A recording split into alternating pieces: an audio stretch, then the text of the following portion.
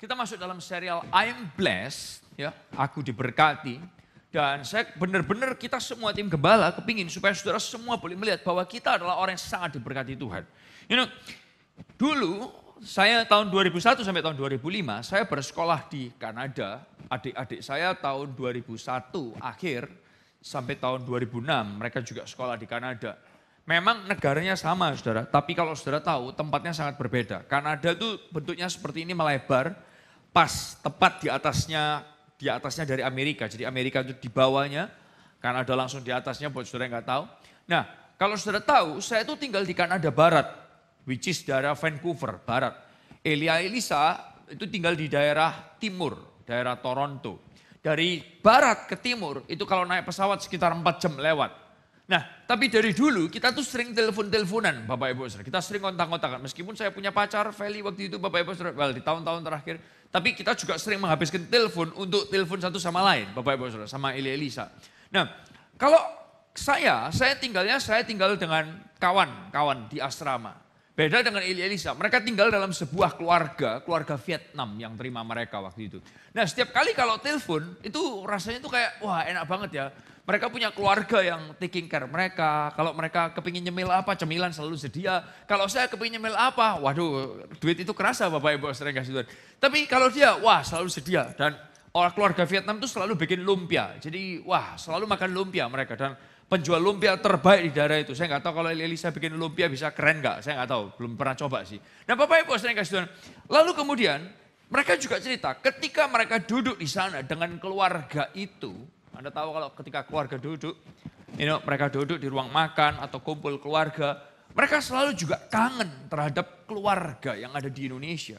Demikian juga dengan saya, waktu saya ada di sana dan saya melihat ada orang lain jalan sama keluarga, pergi sama keluarga, saya juga, aku kangen papa mamaku. Dan bahkan di bulan-bulan awal waktu saya baru pergi ke Kanada, itu sangat tidak jarang sekali saya telepon ke Surabaya, telepon papa mama saya. Dan bahkan kalau saya sudah sampai tidak punya duit buat telepon lagi, masih nggak terima Bapak Ibu Saudara, saya collect call. Jadi saya telepon tapi yang bayar yang ditelepon Bapak Ibu Saudara. Dan karena saya collect callnya bahasa Inggris, itu pembantu di rumah nggak ngerti. Halo, ngomong apa sih wong iki? Gak ngerti aku. Maaf yang di TV kalau Anda gak ngerti bahasa Jawa Timur, bertobatlah karena kerajaan surga sudah dekat, oke? Bapak Ibu sering kasih Tuhan, akhirnya teman saya ngomongin, Stra, ada caranya collect call pakai bahasa Indonesia. Keren banget. Yes, ada. Saya coba dan harganya ternyata lebih mahal, Bapak Ibu sering kasih Tuhan. Tapi karena yang bayar papa mama saya nggak kerasa kan di sana kan. Saya tetap collect call mereka terus. Nah karena apa? Ternyata Bapak Ibu sering kasih Tuhan. Dulu padahal karena mama saya suka maksa saya setiap hari harus dimasakkan sayur. Jadi di meja makan itu seperti di penjara buat saya. Anda tahu orang disiksa, disetrum, kalah sama susahnya saya. Karena saya mau makan aja susah, saudara. Setiap hari disiksa makan sayur. Dan saya berpikir ini, kalau aku sudah pergi ke Kanada, I'm free. I'm a free man, aku orang dimerdekakan. 17 Agustus 45, kalah sama aku. Saya punya proklamasi kemerdekaan saya sendiri. Bapak Ibu saudara, tapi waktu saya sampai di sana, ternyata saya merasakan bahwa saya perlu keluarga. I miss my family. Nah, ini adalah kenyataan hidup Anda dan saya dan kita semua. Bahwa gini, dengarkan saya kata-kata ini. Everyone long for a warm family. Semua orang itu merindukan kedekatan dan kehangatan sebuah keluarga. Halo? Sejengkel-jengkelnya dan sebosan-bosannya saudara dengan pasangan saudara, pasti saudara kangen juga. Karena sejengkel-jengkelnya Anda dengan orang tua saudara, pasti saudara bisa kangen juga sama mereka. Why? Karena ini saudara, ini kebutuhan kita mendasar bahwa everyone is long for a warm family. Boleh kita baca dalam bahasa Inggris sama-sama? 2, 3. Everyone is long for a warm family. Semua orang itu merindukan kehangatan keluarga. Nah, dengarkan saya Bapak Ibu, ada satu kata yang saya akan ulang-ulang berulang kali. People need one another. Kita ini butuh satu sama lain. Untuk apa? Dengarkan kata-kata ini. Ini akan saya terus tekankan buat saudara. People need one another untuk ini. To sit together, to eat together, and to talk together. Untuk duduk bersama, untuk makan bersama, sama untuk ngobrol bersama. Semua orang pasti butuh untuk duduk bareng sama orang, butuh untuk makan bareng, dan juga untuk ngobrol bareng. Kita perlu orang lain untuk bisa duduk bareng, untuk ngobrol bareng, untuk makan bareng. Kenapa ini penting? Saudara akan lihat. Bapak Ibu saudara, ada beberapa keluarga-keluarga di Alpha Omega Church yang mereka kalau duduk itu mereka wah hangat banget. Boleh sambil ditampilkan foto-fotonya. Mereka suka makan bareng, mereka suka ngobrol bareng. Saya nggak tahu ini keluarganya siapa-siapa saja Bapak Ibu saudara. Tapi mereka adalah keluarga-keluarga yang fun, yang sangat luar biasa. Terus, ya. Nah Bapak Ibu saudara, nah suatu ketika apalagi hari-hari ini kita ketemu dengan begitu banyak orang. Suatu ketika saya ketemu dengan seorang kawan, dia seorang pria yang berkeluarga, dia punya 3 anak, saudara. Dengarkan cerita ini. Dia punya 3 anak dan cerita bagaimana dia selalu menyempatkan untuk kumpul dengan keluarganya. Makan bareng, mendengarkan cerita anak-anaknya bareng. Bukan kumpul makan bareng, habis gitu pegang HP sendiri-sendiri. Saudara tahu kadang ada keluarga-keluarga yang seperti itu dan keluarga saya juga kadang-kadang kayak gitu. Ayo kita makan bareng yuk, ayo we need to have family time. Kita perlu punya waktu keluarga. Setelah kumpul keluarga, setelah makan semua pegang HP sendiri-sendiri, anak saya pegang iPad-nya dan kita main sendiri-sendiri. Nah. Tapi ini keluarga yang duduk bareng, ngobrol bareng, setelah makan bareng, di talk together. Nah ternyata keluarga yang si cowok ini, dia datang dari keluarga yang papa mamanya pisah sejak dia kecil. Dan dia tinggal sama omanya. Dia tinggal sama omanya. Nah, waktu dia tinggal sama omanya, dia nggak pernah merasakan kehangatan duduk sama papa mama, keluar bareng sama papa mama, ngobrol bareng sama papa mama. Tapi saudara dengarkan, waktu dia lihat keluarganya orang lain, keluarganya kawannya dia lihat keluarganya kawannya ini selalu akrab, selalu deket banget. Mereka bisa ngobrol bareng, mereka bisa sharing bareng dan lain sebagainya. Dan ini dalam angan-angannya dia, Tuhan, suatu saat kalau aku menikah, kalau aku punya anak, aku kepingin bisa punya keluarga yang dimana aku bisa duduk bareng, makan bareng, ngobrol bareng. Dan Bapak Ibu saudara, itu yang dia lakukan. Dia tambah jadi orang yang makin besar, dia menikah, dia punya anak, dan itu yang dia lakukan. Dia membangun keluarga yang dia punya waktu bersama dengan keluarga tersebut. Nah ini saudara, sekali lagi, everyone long for a warm family. Semua orang merindukan keluarga yang bisa dekat, yang bisa nyaman. Di mana mereka bisa duduk bareng, makan bareng, ngobrol bareng. Nah hari ini saya kepingin beritahu diri saya sendiri dan juga kita semua. Kalau Anda datang dari keluarga yang mungkin baik-baik, yang keluarga satu papa, satu mama, it's good. Atau mungkin saudara datang dari keluarga yang keluarga saudara broken. Papa saudara nggak jelas atau mungkin mama saudara nggak jelas. Izinkan saya berkata, Anda nggak sendirian. Keluarga saya juga bukan keluarga yang sempurna. Kemarin keluarga Akong saya kumpul, keluarga Sutopo kumpul, and we are also not perfect family. Kita semua keluarga yang bisa gesekan sana dan di sini. Tapi ini, kalau keluarga saudara baik atau lagi messy atau lagi dysfunction, atau keluarga saudara sehat-sehat saja, saya ingin memberitahu Anda semua betapa Tuhan itu sangat memberkati kita. Dengarkan ini baik-baik ya. Gimana Tuhan memberkati kita bahwa ini, dia memberkati kita, dia memberikan kita gereja ini sebagai keluarga. God gives us this church as family. Tuhan kasih gereja ini sebagai keluarga. Saya ulang sekali lagi, saya nggak tahu kondisi saudara kayak gimana, tapi saudara perlu tahu ini. Tuhan memikirkan memberkati saudara sebelum saudara sadar atau saudara nggak sadar bahwa saudara butuh family dan Tuhan sudah memikirkan, dia mendesain gereja itu sebagai keluarga buat saudara. Nah Anda yang mungkin yang baru, mungkin Anda bertanya ini, Ezra, kok bisa gereja ini jadi keluarga? Aku padahal gak kenal sama satu sama lain, aku baru di gereja ini bisa jadi keluarga buat aku. Rasanya kok aneh, coba saudara dengarkan. Efesus pasal yang kedua, ayat yang ke-19. Kita baca ayat ini bersama-sama. Efesus pasal yang kedua, ayat yang ke-19. Kita baca ayat ini dengan suara yang keras. Saya berharap saudara yang di atas, saudara yang di bawah, di depan, di belakang, kanan, kiri. Semua bisa menangkap ayat ini karena ini ayat yang akan saya berharap jadi rema buat semua kita. Oke? Siap ya? 1, 2, 3.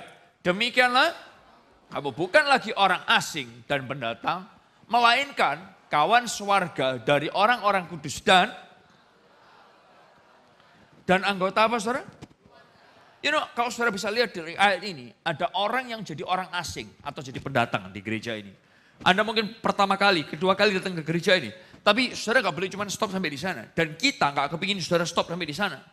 Kita kepingin saudara sampai Anda bisa dekat sampai seperti ini. Anggota keluarga. Dan ini yang Tuhan canangkan.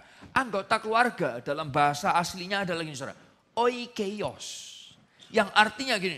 bagian dari sebuah rumah atau keluarga. Ada intimacy atau kedekatan. Dan ini, related by blood. Ada hubungan darah. Nah saudara mungkin berpikir, oke, aku gak punya keluarga model dia. Dia hitam, aku putih. Aku putih, dia hitam. Saudara, saya gak tahu, saudara apapun. Dia coklat, aku merah, dan whatever that is. Tapi tahukah saudara, mungkin saudara berkata kita gak ada hubungan darahnya. Tapi tahukah saudara, kita semua terkonek dengan satu darah, yaitu darah Yesus Kristus yang dicurahkan buat saudara dan buat saya. Yang setuju katakan yes?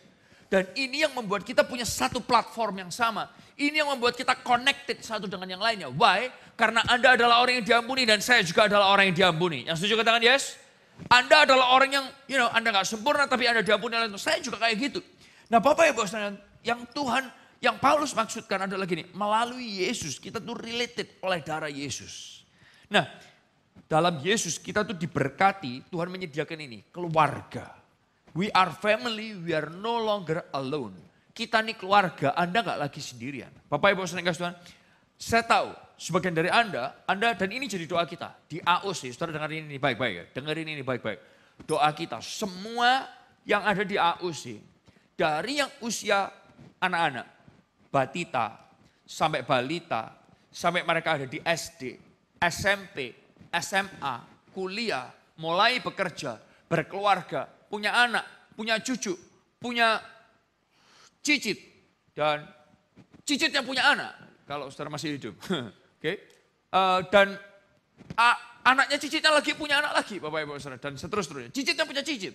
Kita berdoa semua saudara, itu tidak ada yang ngalamin kesendirian di tempat ini. Serius. Kenapa saya ngomong kayak gini? Apakah saya ngomong kayak sini serius? Sangat serius. Tahukah saudara, banyak orang di dalam dunia ini punya macam-macam kondisi. Dan saya kepingin saudara lihat lebih dalam lagi. Konflik bisa terjadi dalam keluarga. Dalam keluarga argumen, beda pendapat, cekcok itu wajar terjadi. Malah argumen yang teratasi membuat hubungan kita tuh makin dekat. Dengarkan saya baik-baik. Ada yang hafal gak? Saya gak tahu, kalau saudara gak hafal gak apa-apa. Tuhan masih cinta saudara. Ada ayat yang berkata seperti ini. Di mana 2-3 orang berkumpul, di situ ya ampun, bertobatlah karena kerajaan surga sudah dekat. Habis gini semua jemaat AOC harus banyak baca firman Tuhan, oke? Stop jalan-jalan, late night shopping, ngecek Instagram, Facebook, bertobatlah karena kerajaan surga sudah dekat. Oke? Di mana 2-3 orang berkumpul di situ Tuhan hadir. Di mana 2-3 orang berkumpul di situ Tuhan itu ada. Dengarkan saya Bapak Ibu Saudara. Tahukah saudara, di mana ada 2 orang juga atau 3 orang, di situ konflik bisa mulai terjadi. Benar Bapak Ibu Saudara? Benar gak? Di mana ada 2 orang atau 3 orang, 2 orang lah apapun.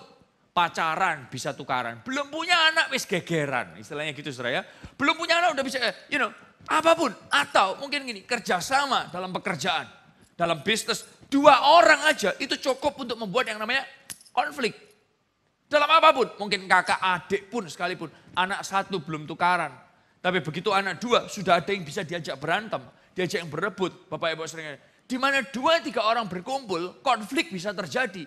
Tapi di mana 2-3 orang berkumpul, Tuhan juga hadir di situ. Nah oleh karena itu merupakan pilihan kita. Kita mau lihat yang konfliknya atau kita mau lihat Tuhan bekerja lebih banyak lagi. Yang setuju katakan yes? Yang setuju katakan yes? Di mana ada konflik, Tuhan juga ada untuk meresolve konflik tersebut. Nah mungkin minggu depan akan kita kupas lebih banyak lagi soal hal ini. Saudara, ketegangan bisa terjadi dimanapun. Bahkan meredam ketegangan yang ada dan hubungan makin terbangun itu yang penting. Itulah yang penting. Bahkan Bapak Ibu Saudara dalam hubungan kita sebagai tim gembala sekalipun. Harus saya ngomong terus terang kepada saudara, oh keluarga Pak Lukas nih keluarga yang tidak pernah berantem. Orang bilang, pret. No, keluarga Sutopo itu keluarga yang bahagia, harmonis, gak ada repot-repot. Pret. Ada. Kita juga manusia seperti Anda manusia.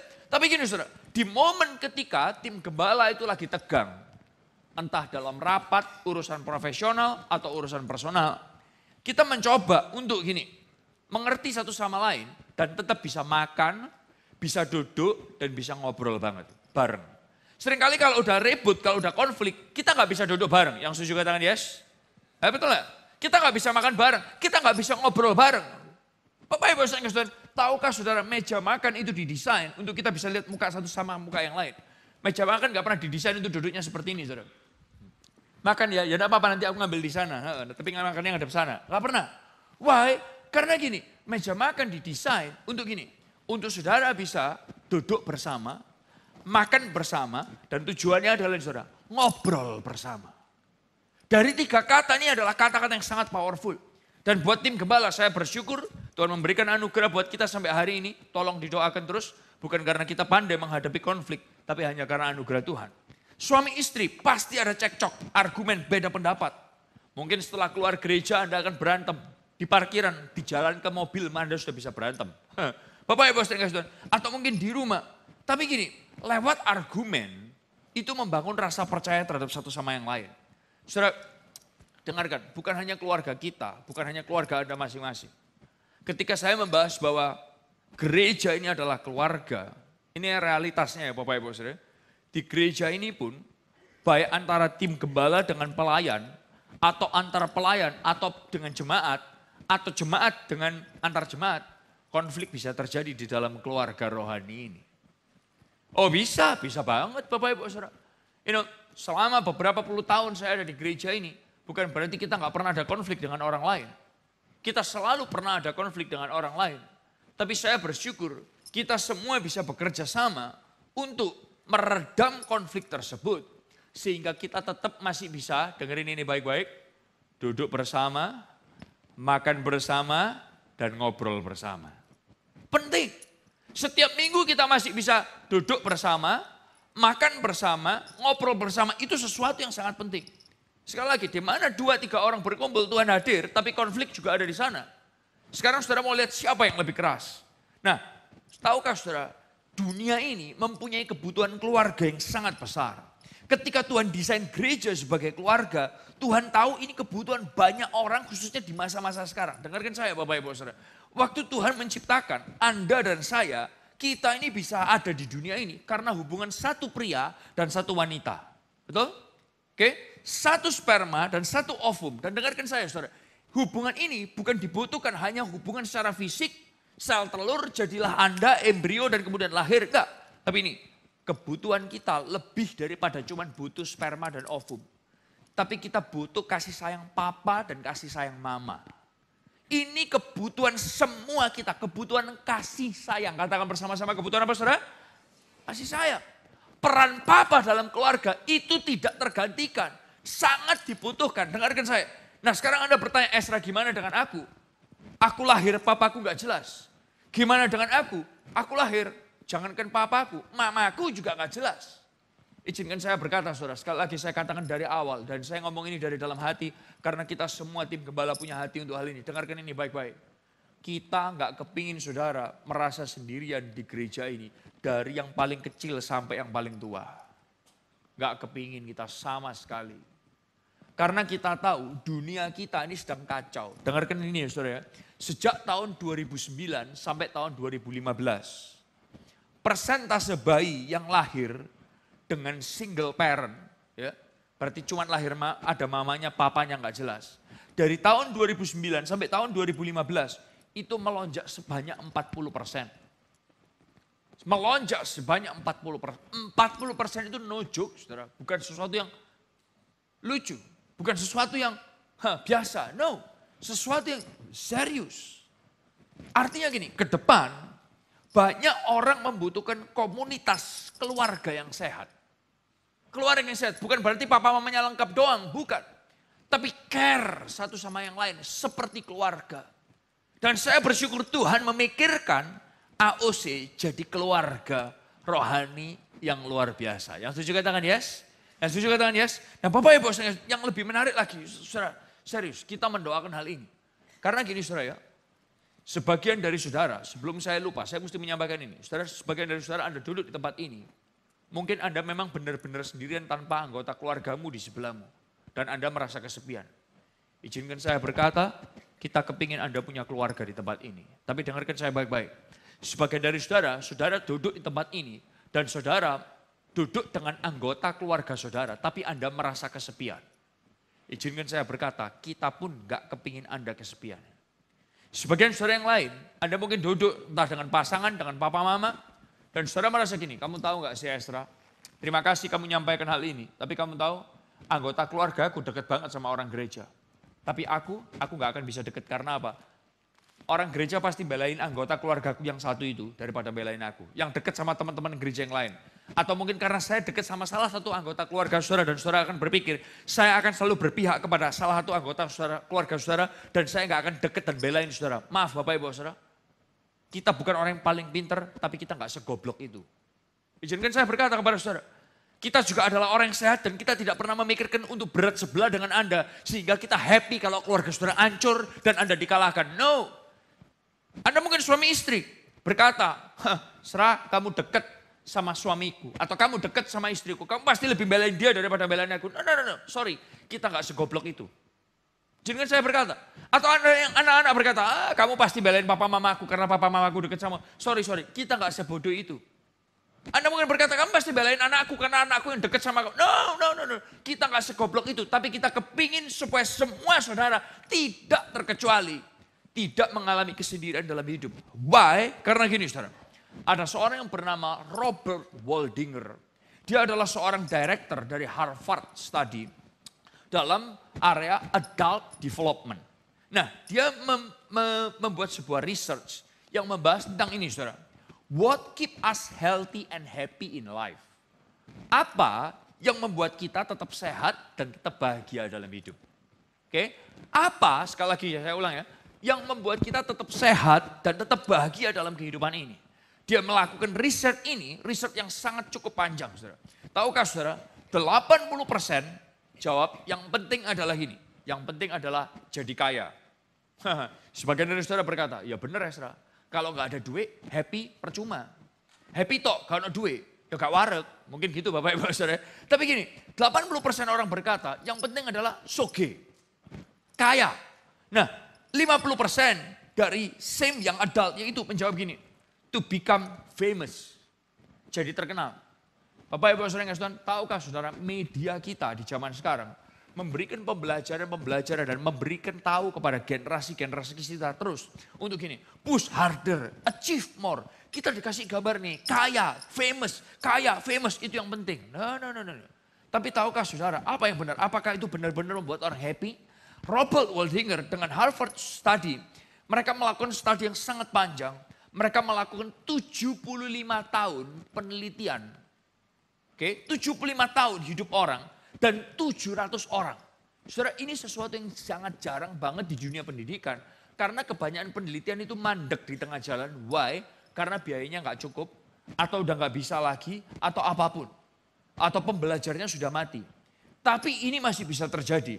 Nah, research ini terjadi bahkan oleh Robert dan timnya bisa interview 2.000 anak-anak dari 700 orang yang terakhir-terakhir ini sudah meninggal dan sebagian sudah umurnya 90 tahunan. Research selama 75 tahun ini dibagi dalam 2 kelompok, saudara. Kelompok yang pertama mereka adalah orang-orang well educated, lulusan Harvard, berpendidikan tinggi, ekonomi oke. Tapi grup yang kedua adalah orang-orang dari kawasan kumuh di Boston. Hidupnya miskin dan lain sebagainya. Dan saudara, semua ditumbuhkan dalam keluarga, dikasih keluarga bertumbuh dengan berbagai macam praktek hidup.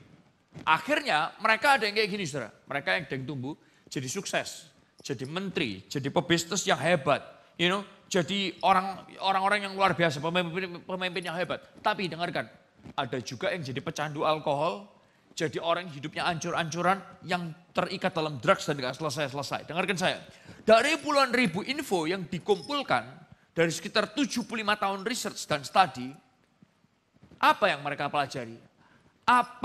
What keep us healthy and happy? Kembali ke pertanyaan tadi. Apa yang membuat manusia ini tetap sehat dan tetap bersuka cita? Setelah 75 tahun study, mereka menemukan message yang sangat jelas dari orang-orang ini adalah ini. Dengarkan, bukan kekayaan, bukan ketenaran. Tapi ini saudara, good relationships keep us happier and healthier. Hubungan yang baik dengan sesama itu membuat kita itu lebih sehat dan lebih bahagia. Hubungan yang baik, hubungan yang dekat. Bapak Ibu Saudara, oleh karena itu Bapak Ibu Saudara, pelajaran yang besar tentang relationship adalah gini. social connection is good, but loneliness kills. Hubungan sosial itu sesuatu yang sangat baik.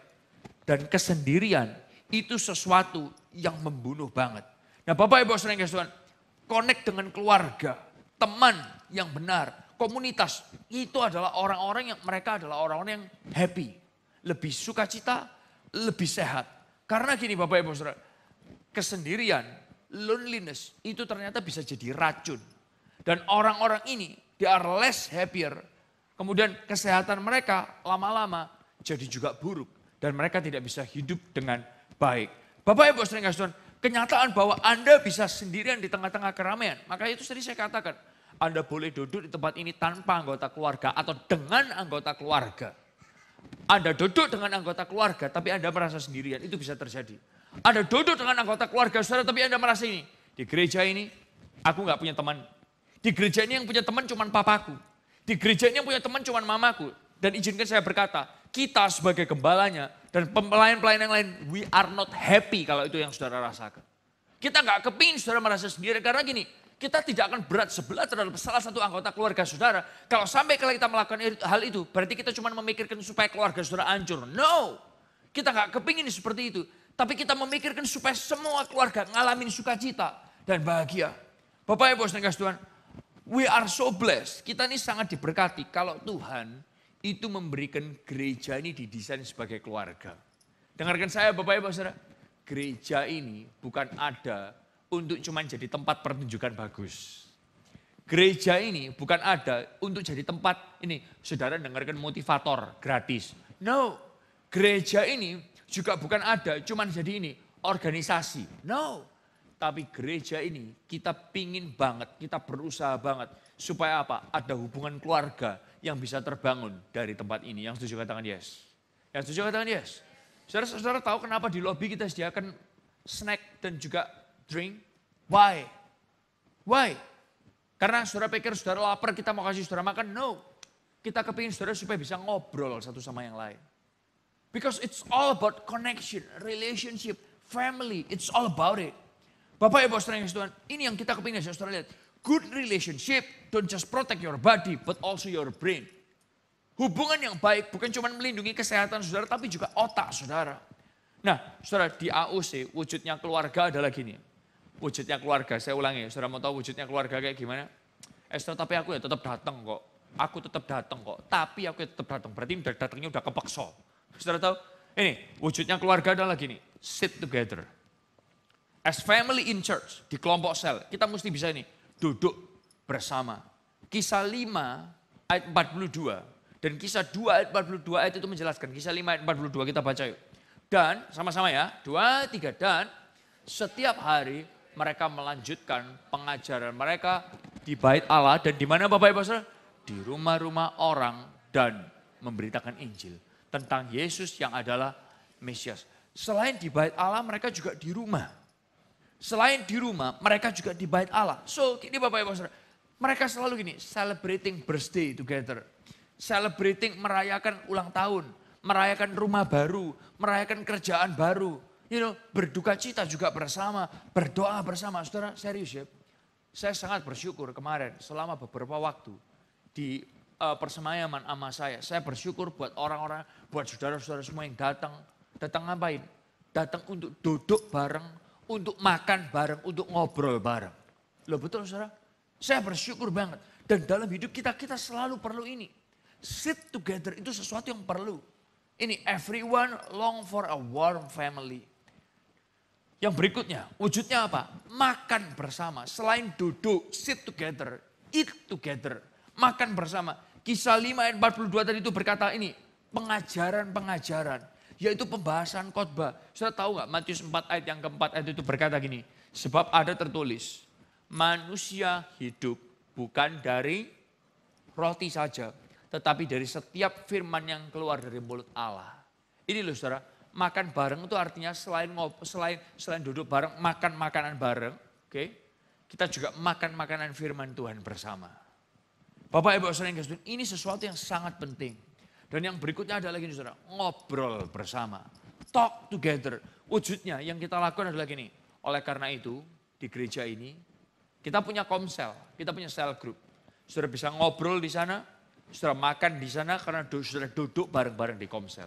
Tapi selain itu kita juga ngobrol di mana? Dengarkan saya baik-baik. Selain kita ngobrol juga di gereja ini, kita untuk makan bareng. Dengarkan saya, kita ngobrol di ini. Kalau kita ada meeting, kalau kita ada leaders gathering. Why? Karena gini saudara, keluarga perlu bisa ngobrol untuk perencanaan keluarga. Saudara tahu nggak? Kadang itu ada anggota keluarga yang kayak gini. Diajak ngomong, klewas-klewes. Diajak ngomong, gak jelas. Begitu keluarga gerak, dia adalah orang yang paling tidak nyambung. Yang setuju katakan yes? Yang setuju katakan yes? Kenapa? Karena diajak ngomong paling gak pernah mau. Datang ke rumah, halo ma, halo pak. Ya pak, kamu kabarnya hari ini? Ya baik lah ma, apalagi. Langsung masuk mandi, langsung ganti baju, tidur, gak pernah keluar dari kamarnya. Besok pagi ma, pagi pak, ya pagi. Siapa yang gak tahu kalau di pagi. Mandi, sarapan, langsung klewes. Gak pernah ngobrol bareng, sehingga kalau, jangan kaget kalau ini gak ada hubungan kedekatan antara satu sama lain. Bisa diikuti Bapak Ibu Saudara. Ini yang terjadi ketika kita sebagai gereja, we never talk together. It's dangerous.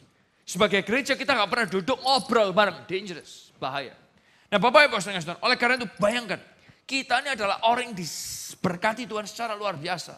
Kita ini semua bisa punya hidup yang sehat dan bahagia. Karena Tuhan sudah menyiapkan keluarga buat kita. Yang setuju katakan yes? Tuhan menyiapkan keluarga buat kita. We are blessed. Tuhan itu memberikan this church, gereja ini sebagai keluarga. Supaya kita bisa hidup sehat dan hidup penuh dengan sukacita. So, apa yang bisa kita lakukan? Ini pertanyaannya. Apa yang bisa kita lakukan? Yang pertama adalah gini saudara. Make time. Buatlah waktu. Berikan waktu. Dengarkan saya saudara. Ada bedanya antara membuat waktu atau memberikan waktu. Beda dengan gini. Mengatur waktu. It's different. Antara membuat dan memberi waktu. Beda banget dengan mengatur waktu. Saudara tahu? Kita ngobrol sama orang. Kemudian ada orang yang berkata seperti ini. Wah. Kita memang ya, kalau sama keluarga kita mesti ngatur waktu ya. Kalau waktunya nggak diatur, soro ya. Kemudian ada yang berkata seperti ini, no. Kita bukan cuma mesti ngatur waktu. Kita mesti make time. Kita mesti beri waktu. Saudara kalau waktu diatur, nggak ada. Karena apa? Kita semua kehabisan waktu terus. Jadi apa? Diatur pun nggak bisa. Tapi kalau saudara memberikan waktu, itu artinya gini. Nggak ada pun saudara adakan. Halo? Bisa diikuti Bapak Ibu saudara? Gak ada pun saudara adakan. Itu namanya memberikan waktu. Kemarin saya di gereja, di kantor. Saya jam 5 baru keluar dari tempat ini. Sedangkan saya setengah 6 harus khotbah di tempat ini. Jam 5 saya keluar untuk pulang ke rumah saya. Jam setengah 6 saya mesti khotbah. Oke, saya tinggalkan rumah seharian anak saya sendirian di hari Sabtu itu. Lalu kemudian karena mereka kita atur aktivitas les dan lain sebagainya. Saya pulang jam 5 lebih seperempat saya masuk rumah. Saya bilang, hey Cloud, Sky, did you have to go again ya? Saya cuma masuk rumah, saya cuci muka, saya pergi lagi. Anak saya yang Sky bilang, ha Daddy, you are a busy man, ha? Saya diomong kayak gitu saya paling gak senang. You are a busy man, ha Daddy? No, I'm not busy. What are you talking about? Yes, ini lihat kamu harus pergi lagi. Waduh, saya bisa ngomong saudara. No, I'm not a busy man. Yes, ya, you have to go again. Kenapa kamu mesti pergi? Aku harus khotbah. See, berarti you are a busy pastor. Hahaha. No, I'm not busy pastor. Aku cuma harus khotbah. Tapi Bapak Ibu saudara, tahukah saudara, ketika anak saudara merasa saudara dia nggak punya waktu dengan saudara, saudara bukan cuma perlu lagi ngatur waktu, tapi mengadakan waktu. Demikian juga dengan gereja. Saya dengar banyak orang yang berkata gini, sorry ya aku gak bisa terlibat pelayanan ya, sorry ya aku gak bisa komsel ya, sorry ya aku gak bisa ke gereja ya. Karena apa? Karena aku tolong jawab saya, karena aku apa saudara? Saudara gak berani jawab karena saudara kesindir ya, kerasa ya. Sorry ya, kalau saudara masih kesindir berarti Tuhan masih sayang sama saudara. Sorry ya aku gak bisa karena aku bukan sabuk tapi sibuk Bapak Ibu saudara. Saudara saya pernah ketemu sama seorang ibu ini luar biasa. Di Amerika, ibu ini di Amerika saudara. Dengan arti kata tidak ada pembantu, oke? Tidak ada pembantu di Amerika, ibu ini single parent. Karena suaminya dideportasi harus pulang ke Indonesia. Nah ibu ini punya anak 4. Bukan umur 20-an, bukan umur 30-an. Yang satu masih umur 2 tahun, yang satu 1 tahun, yang satu 4 tahun, yang satu 7 tahun. Anda tahu anak-anak umur segitu sangat merepotkan? You know? 4 anaknya, ibu ini sendirian suaminya dideportasi, ibu ini harus kerja sendiri, karena penghasilan ini yang harus dikirim ke Indonesia, Anda bisa bayangkan.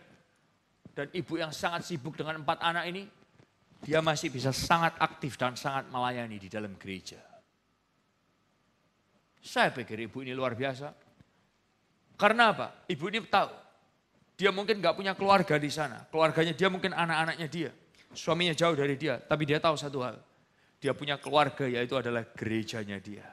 Dan dia make time for her family. Dia beri waktu. Dia luangkan waktu, bukan atur waktu, dia beri waktu. Anda bisa bayangkan, jadi kalau habis gini Bapak Ibu Saudara, kalau saudara diajak pelayanan, saudara diajak cell group, kalau anak saudara belum 4, punyailah anak 4 Bapak Ibu Saudara. Dan pastikan semuanya masih kecil-kecil. Kalau sudah gede, punyailah 4 anak lagi. Enggak, Bapak Ibu. Kalau saudara belum punya anak 4, dan saudara nggak single parent, dengan anak 4 dan kerja sendiri. Saya meragukan kalau saudara sibuk. Setuju dengan saya? Saya meragukan kalau Anda sibuk. Anda masih bisa make time. Saudara masih bisa berikan waktu. Serius. Bapak Ibu saudara. So ini, make time. Yang berikutnya adalah gini saudara. Make no excuse. Jangan pernah kasih alasan. Jangan pernah bikin alasan. Satu ayah pernah bilang gini. Pengen ya sama anak-anakku. Kepingin bisa gini, pengen bisa gitu. Tapi ya gini, tapi ya gitu. Saudara, sampai anak-anaknya remaja ada alasannya terus. Sampai anaknya gede selalu ada alasan terus. Dengarkan saya baik-baik. Bapak Ibu Saudara, Anda tidak bisa kalahkan alasan. Karena ada lebih dari 1001 macam alasan. Dan kita hanya punya beberapa cara untuk mengatasinya. Saudara mau kejar-kejaran sama alasan, saudara pasti kalah. Karena ada 1001 macam alasan. Ada sebuah kata-kata bagus berbunyi seperti ini. Alasan adalah alat bagi yang lemah dan tidak berkompeten. Digunakan untuk membangun monumen kesia-siaan. Orang yang hebat beralasan biasanya tidak hebat dalam hal lain kecuali hebat dalam buat alasan. Saudara bisa ikuti? Alasan itu kalau Anda hebat dalam buat alasan, biasanya Anda gak hebat di hal yang lain, cuman hebat apa? Bikin alasan. Bapak Ibu saudara, demikianlah kita perlu sit together, eat together, talk together as sebagai keluarga besarnya Kristus. Make no excuse, jangan bikin alasan. Dan yang ketiga adalah lagi saudara, make yourself at home. Oke, dalam bahasa Indonesianya itu ngomongnya gini, anggap rumah sendiri ya. Anggapan oma dewe ya, oke, Jawa Timurnya. Anggap rumah sendiri ya, buk sungkan-sungkan, gak usah sungkan-sungkan. Saudara, kalau Anda baru di gereja ini kata-kata buat Anda dari kita tim gembala dan buat dari teman-teman gereja yang lain. Anggap rumah sendiri ya tempat ini ya. Buk sungkan-sungkan, tapi ya buk ngisi-ngisi tolong. Tapi jangan sungkan-sungkan. Anggap rumah sendiri. Anda merasa, aduh Esra, tapi aku ini gak layak. Kamu tahu gak? Dosa aku itu banyak. Izinkan saya berkata, di sini memang semua gak ada yang layak. Yang setuju katakan yes. Yang di bawah, yang di atas, yang di kanan, di kiri, di depan, di belakang. Gak ada satupun kita yang layak. Yang setuju katakan yes. Kalau Anda merasa, aduh tapi aku malu. Kamu gak tahu cerita hidupku itu elek banget. Aku malu sama cerita hidupku. Izinkan saya berkata saudara, gak usah saudara. Saya aja lihat cerita hidup saya juga malu. So Anda gak sendirian. Semua kita punya latar belakang. Oleh karena itu ditulis di depan besar-besar. Every saint has a past and every sinner has a future. Setiap orang yang kelihatannya suci, mereka itu punya cerita masa lalu. Halo? Dan semua orang yang merasa dirinya adalah berdosa, saudara punya cerita masa depan yang bisa diubahkan. Yang setuju katakan yes. Yang setuju katakan yes. So Bapak Ibu Saudara, gak usah merasa gak layak, gak usah merasa malu. Kita semua ada di sini, kita kepingin maju bersama-sama. Supaya kita semua punya hidup yang lebih bahagia dan lebih sehat. Bapak Ibu Saudara, gimana dapatkah Anda bayangkan kalau hidup Anda lebih bahagia, lebih sehat? Serius, dengarkan saya. Banyak dari keluarga-keluarga pribadi di tempat ini yang saya lihat, tim gembala lihat, teman-teman yang pelayani lihat gini. Dengarkan saya saudara. Kita tahu keluarga fisik saudara, keluarga jasmani saudara lagi gak sehat. Kita tahu. Dan ketika kita lihat, kita gak happy. Dengarkan saya Bapak Ibu Saudara. Doa kita ketika kita tahu, kita cuma berharap saudara itu mau makin tertanam di gereja ini, jadi keluarga di gereja ini. Karena dengarkan saya, karena kita diciptakan perlu ada keluarga. Kita ini butuh kasih sayang keluarga. Kalau kita nggak punya kasih sayang keluarga, perhatikan saya baik-baik. Kecenderungannya kita ini akan cari perhatian lain di luar. Dan ketika saudara cari perhatian, hidup saudara itu fragile banget. rentan banget. Nah kita berharap di gereja bukan tempatnya orang yang sempurna. Tapi kita berharap di gereja ini saudara bisa menemukan keluarga yang menggantikan mungkin posisi papa atau posisi mama saudara yang tidak berfungsi dengan baik. Kita berharap, saya nggak berharap saudara nemukannya di pinggir jalan atau di tempat sembarangan. Tapi di tempat, di komunitas di mana Yesus mengasihi orang-orang yang lemah dan orang-orang yang berdosa. Anda nggak harus kesepian. Ada yang mau mendoakan saudara. Ada yang mau merayakan ulang tahun saudara. Ada kawan yang mau menangis bersama dengan saudara. Ada kawan yang mau ketawa sama saudara. Ada keluarga yang kepingin membuat Anda lebih kuat. Bapak Ibu saudara Tuhan, berikut ini sebuah video yang saya kepingin saudara melihat bersama-sama video ini. Video ini diucapkan oleh orang-orang yang mungkin latar belakang mereka merasa sendirian. Tapi saya bersyukur lewat gereja AOC mereka menemukan ada keluarga yang jadi keluarga buat mereka. Silahkan. Halo keluarga AOC, perkenalkan nama saya Wignyo Hartanto beserta keluarga. Ini istri saya Irin dan anak-anak saya Kesia dan Jesse. Kami sekeluarga bergereja di AOC ini mulai tahun 2010 sampai dengan hari ini. Kesan-kesan saya terhadap gereja ini adalah rasa kekeluargaan yang terbentuk di dalam gereja ini sangat bagus. Saya benar-benar merasa diperlakukan seperti keluarga sendiri di dalam gereja AOC ini. Lebih setelah saya join dalam kelompok sel, saya benar-benar merasakan apa arti sebuah keluarga rohani. Di dalam kelompok sel yang saya gabung, di sana saya benar-benar ketemu dengan keluarga rohani yang sangat support terhadap diri saya dan terhadap diri keluarga saya, yang selalu mendoakan kami, selalu mengingatkan kami. Saya mau sharing sedikit tentang jemaat yang masih belum tergabung dalam kelompok sel. Saran saya segera ambil langkah untuk segera join dalam kelompok sel untuk wilayah-wilayah yang terdekat, karena kelompok sel itu benar-benar sangat bisa membangun iman kita. Saya sudah tinggal jauh dari keluarga sejak 7 tahun yang lalu. Sejak masa-masa SMA saya,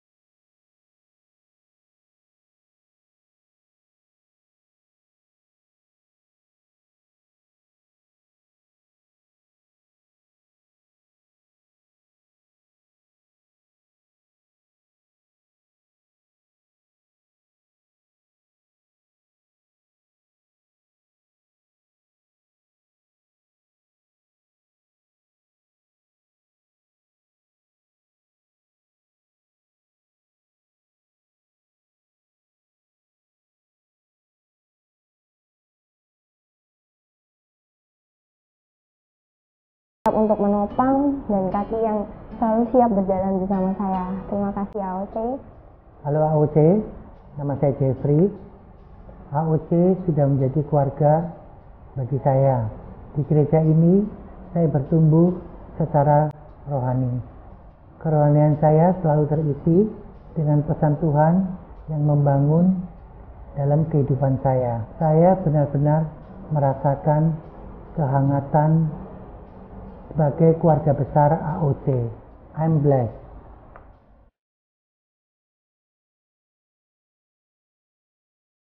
Kenapa nggak kita berikan tepuk tangan sekali lagi yang luar biasa. Setiap dari mereka punya pergumulan masing-masing, saudara. Wigno adalah teman yang kumpul dari SMA dengan Elia Elisa, satu angkatan. Dan kita sama-sama bertumbuh, kita tahu satu sama lain. Dan serius, sangat dibutuhkan komunitas yang sehat. Ketika dunia menolak kita, semua mereka. Baik di yang kedua dan yang ketiga, Coach Jeff juga, Jeffrey. Ketika mungkin keluarga kita abandon kita, saudara, kebutuhan punya keluarga itu gak bisa hilang. Karena Tuhan ciptakan kita seperti itu. Dan saya bersyukur kalau Tuhan itu memikirkan memberkati kita semua lewat ini. Punya family dalam gereja. It's very important. Saya berharap kalau saudara hari ini adalah saudara orang yang datang dan merasa sendirian di dalam keluarga saudara atau dimanapun. Kita semua, baik dari kita tim gembala, baik dari pelayan-pelayan dan dari jemaat yang di atas, yang di bawah, dimanapun saudara berada. Ada satu tulisan yang kita kepingin saudara semua lihat tulisan ini. Boleh ditampilkan tulisannya dan ditunjukkan kepada semua jemaat yang ada, silakan. Bahwa we are family. We are family. Pria, wanita, dewasa, yang tua, yang muda, we are all family in this place. Anda enggak sendirian, but we are family. Katakan bersama-sama, we are family. Boleh lebih keras lagi, yang di atas, yang di bawah, katakan bersama-sama, we are. Lebih keras lagi dong, 2, 3, we are. Boleh bangkit berdiri bersama dengan saya.